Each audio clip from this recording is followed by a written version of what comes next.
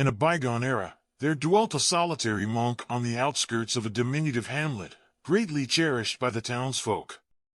Each time he ventured into the town to offer his benevolence, the inhabitants bestowed upon him bountiful tokens from their gardens, extolling him, "Oh, revered teacher, we are truly fortunate to have you gracing our vicinity.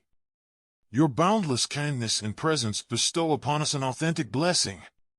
With utmost modesty, the monk would respond, "Indeed? Indeed?"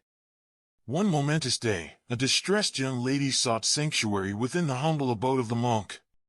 Tearfully, she confided, "Oh, wise teacher, I find myself ensnared in dire circumstances.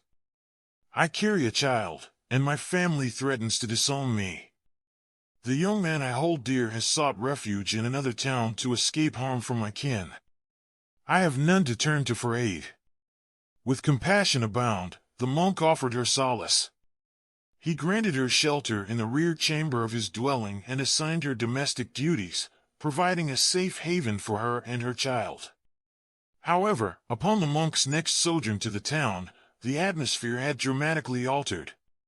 The townspeople berated him, hurling insults and decaying fruits, accusing him of treachery and exploiting the young lady. Unperturbed by the hostility, the monk serenely responded, "Indeed? Indeed?" Time elapsed, and unexpectedly, the child's father returned to the town, having acquired a skill in a neighboring place. He approached the young lady's family and declared, "I am now capable of providing a home for your daughter and grandchild." Overjoyed, the family welcomed their daughter and grandchild with open arms. The townspeople's attitude towards the monk transformed once again. They lined the road every time he visited, showering him with gifts and profusely apologizing, "Oh, esteemed teacher, how could we have doubted you? Behold the magnificence of your deeds. Please grant us your forgiveness. Your wisdom and compassion are truly awe-inspiring. We are sincerely blessed to have you amidst us." With serene equanimity, the monk gently replied, "Indeed? Indeed?" This tale speaks of the monk's unwavering equanimity in the face of both praise and censure. Despite being misjudged and misunderstood, he remained detached from the opinions of others while dutifully fulfilling his compassionate calling. The lesson herein lies in the fact that by adhering to our ethical principles, our genuine intentions will inevitably shine through, irrespective of others' perceptions. The monk stands as an exemplar, maintaining emotional detachment from transient opinions while actively engaging in meeting the genuine needs of others. This story offers further insights when viewed from the perspectives of the other characters, the parents, the young man, the young woman, and the townspeople, demonstrating how each could have preserved their own equanimity amidst challenging circumstances. Now, reimagined as a human would convey it. In a long-forgotten era, there lived a solitary monk on the outskirts of a quaint little village, dearly cherished by the locals. Every time he ventured into town to lend his help, the townspeople showered him with gifts from their gardens, praising him, "Oh, revered teacher, how fortunate we are to have you nearby. Your boundless kindness and your mere presence bless us." With utmost humility, the monk would respond, "Indeed? Is that so?" One momentous day, a distressed young woman sought refuge in the monk's humble abode. Tearfully, she confided, "Oh, wise teacher, I find myself in dire straits. I am with child, and my family threatens to disown me. The young man I deeply love has fled to another town to avoid harm from my family. I have no one else to turn to for help." The monk, full of compassion, offered her solace. He allowed her to live in the back room of his dwelling and assist with household tasks, providing her and her child a safe home.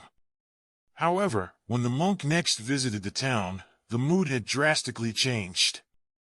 The townspeople scorned him, hurling insults and rotten fruit, accusing him of betrayal and taking advantage of the young woman. Unperturbed by the hostility, the monk serenely responded, "Indeed? Is that so?" Time passed, and unexpectedly, the father of the child returned to the town, having learned a trade in a neighboring place. He approached the young woman's family and declared, I am now capable of providing a home for your daughter and grandchild."